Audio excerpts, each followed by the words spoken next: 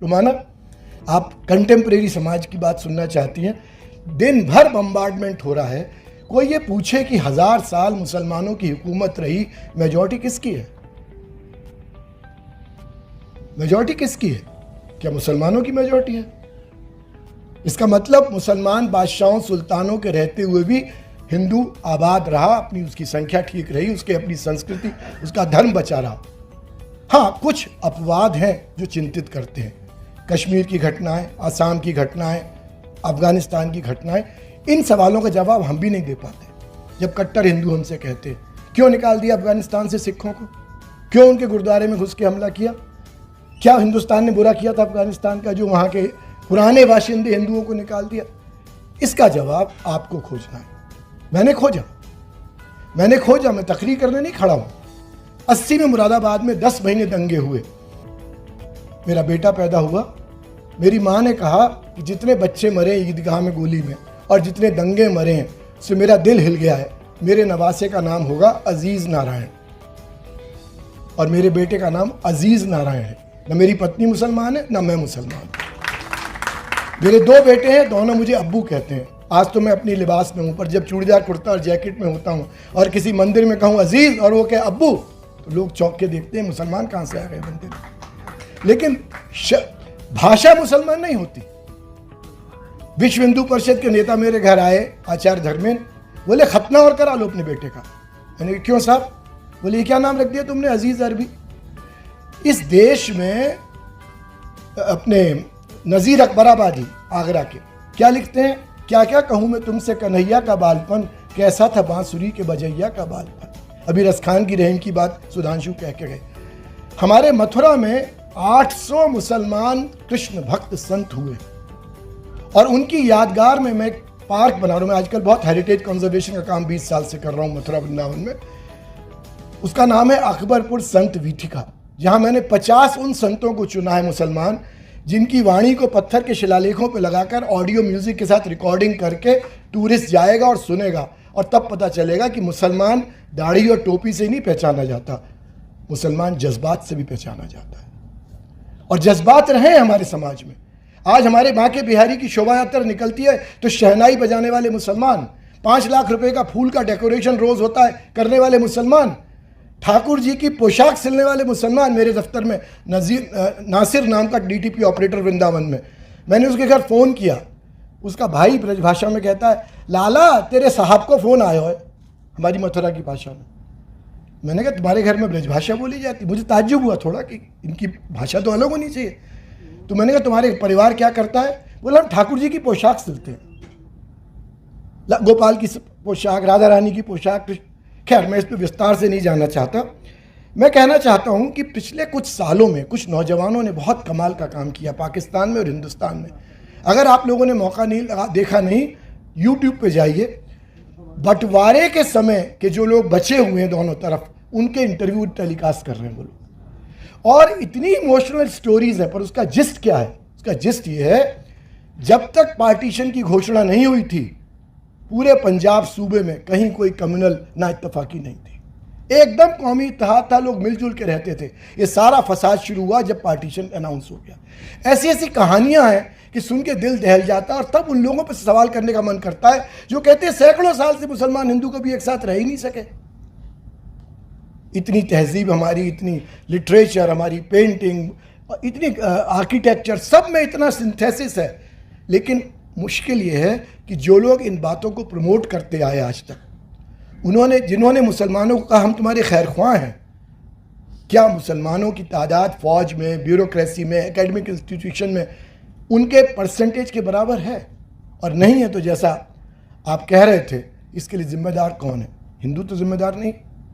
अगर वो पढ़े नहीं, अगर वो कंपटीशन में आगे नहीं गए, अगर वो दकियानुसी ख्यालात लेके बैठे रहे, तो उसके लिए जिम्मेदार वो हैं।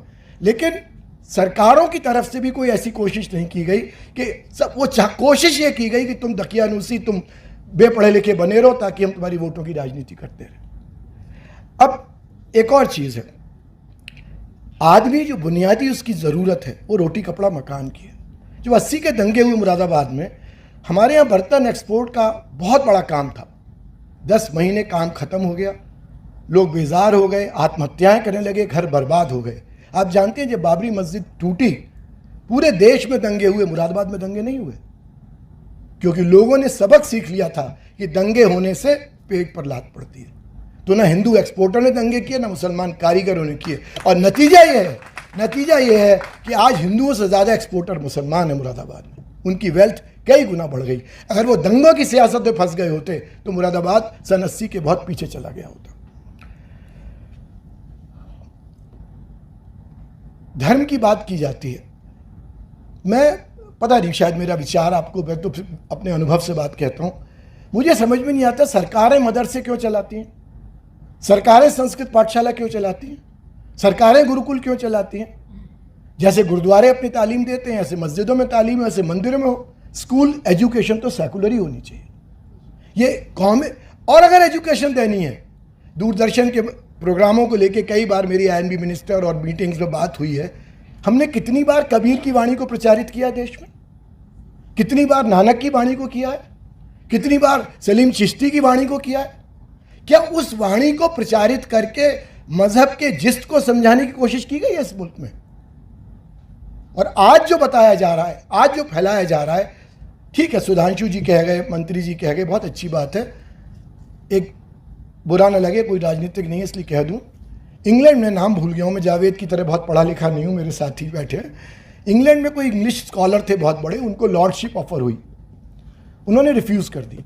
जर्नलिस्ट भाग के पहुंचे, सर लॉर्डशिप आपको, अपर हाउस की राज्यसभा की सदस्यता?